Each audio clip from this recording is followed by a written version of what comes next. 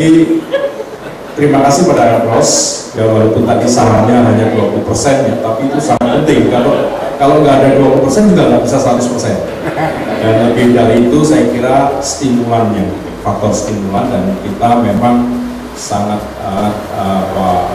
memandang penting khususnya di Jawa Tengah ini untuk pengembangan sumber daya manusia. Luar biasa lagi, kalau mungkin di awal Ampros mensupport sekitar 80% dari biaya pelatihan, sekarang terbalik, ya 20% aja.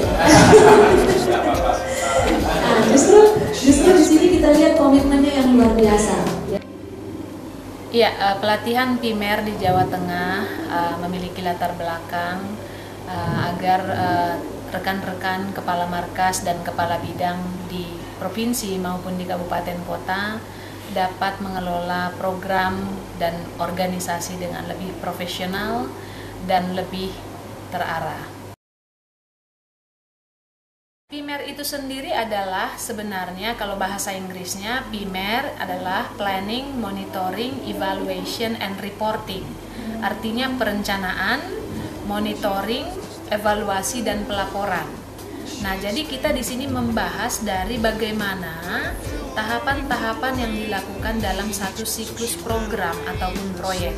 Mulai dari mengidentifikasi apa yang menjadi kebutuhan untuk diintervensi dalam program kerja PMI melalui pengumpulan data, analisa ini ada juga banyak hal, analisa SWOT, analisa stakeholder, analisa masalah, dan analisa tujuan. Jadi dengan menganalisis ini, kita bisa mendesain atau merancang program kerja yang berbasis kepada kebutuhan, berbasis kepada tujuan, dan juga terukur. Dengan demikian, rencana kerja PMI menjadi rencana kerja yang dapat dilaksanakan dengan baik. Setelah masa identifikasi ini dan setelah tahapan identifikasi ini dan tahapan rancangan program, maka dilakukanlah yang namanya persiapan.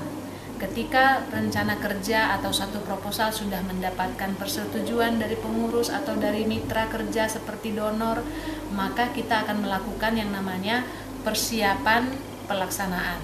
Apa yang dilakukan pada saat persiapan pelaksanaannya adalah bagaimana kita menentukan struktur pengelolaan program sehingga jelas siapa yang harus melakukan apa.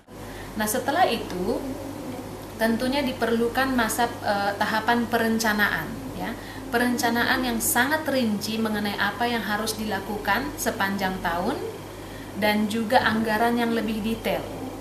Nah, setelah ini diharapkan pada tahap perencanaan pelaksanaan ini PMI sudah memiliki dokumen yang rinci tentang pelaksanaan kegiatan maupun tentang anggarannya, maka nanti pada tahapan pelaksanaan ini bisa dilakukan dengan lebih baik, dengan lebih terkoordinasi, dengan lebih terkelola dengan baik. Nah, pelaksanaan ini terus berjalan, lalu juga monitoring dan evaluasi juga berjalan. Tentunya nanti kita akan di dalam kegiatan monitoring akan dilakukan pengumpulan data yang terus-menerus dilakukan untuk dianalisis sehingga teman-teman di PMI dapat mengetahui kemajuan program yang dia sudah laksanakan dan juga dapat melakukan perencanaan yang lebih baik untuk kegiatan-kegiatan sepanjang implementasi. Nah, pada akhir program tentunya PMI akan melakukan evaluasi, di mana evaluasi ini ada beberapa hal yang harus dilihat, bahwa evaluasi itu harus mengevaluasi hal-hal yang harus menjadi kriteria evaluasi seperti relevansi, efektivitas, efisiensi, dan keberlanjutan, dan juga dilakukan dengan metode dan cara yang tepat. Nah, tentunya dengan berjalannya sistem monitoring dan evaluasi yang baik, maka PMI dapat melakukan pelaporan yang berkualitas. Nah, pelaporan-pelaporan ini, pada tahapan pelaporan nanti rekan-rekan PMI akan diajarkan tentang bagaimana menulis laporan yang efektif, yang bermanfaat, mulai dari konten laporan, frekuensi laporannya, format laporannya, hingga ke visualisasi informasi yang ada di laporan, sehingga laporan-laporan yang dikeluarkan oleh PMI menjadi laporan-laporan yang menarik untuk dibaca dan juga dapat mempengaruhi pengambilan keputusan secara internal maupun juga dapat menjadi alat marketing untuk organisasi di luar PMI, sehingga mereka juga tertarik untuk mengetahui apa yang PMI lakukan.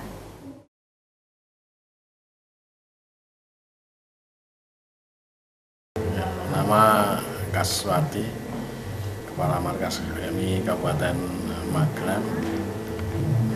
Untuk mengikuti pelatihan primer ini adalah suatu hal yang baru, walaupun dalam kegiatan sehari-hari kita sudah melaksanakan.